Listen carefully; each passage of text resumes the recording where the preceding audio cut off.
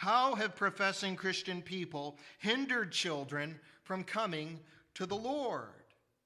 Well, they've done this in so many ways, and we might be guilty of it. For one, Christians have hindered children by viewing them as unwanted and burdensome. And this is a big one, especially in our culture in our modern day.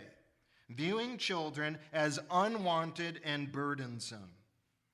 Christians are having fewer and fewer children, period. Fewer children obviously results in fewer children who come to Christ.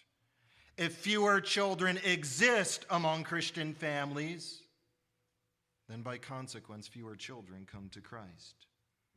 The idea that pervades nowadays that a couple can get married and then view the attempt to have children as entirely optional, that's a notion imbibed from our modern era.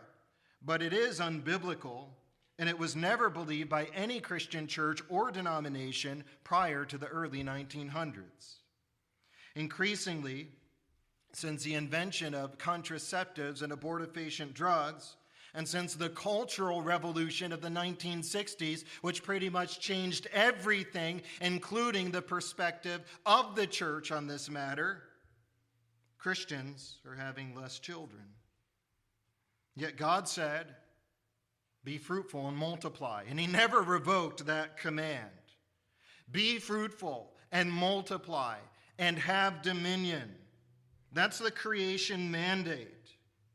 And those are imperatives in the verbal structure of the original Hebrew. They are commands, and they are commands to all mankind.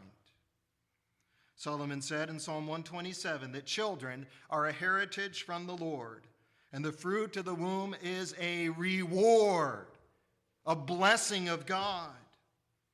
He says, like arrows in the hand of a warrior, so are the children of one's youth. Happy or blessed is the man who has his quiver full of them. That's the biblical worldview.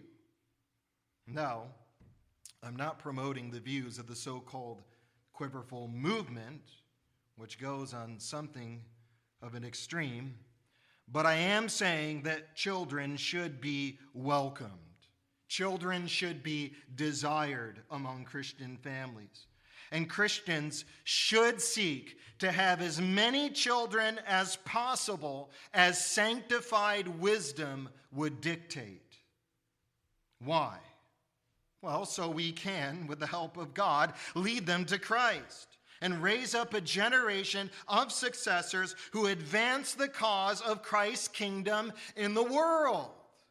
In fact, that's what God says in Malachi. God says in Malachi that he united two in marriage. Why? Because he sought a holy seed from their intimate union. He sought a heritage of godly seed, of children, that would be the fruit of their union, who would become children of God.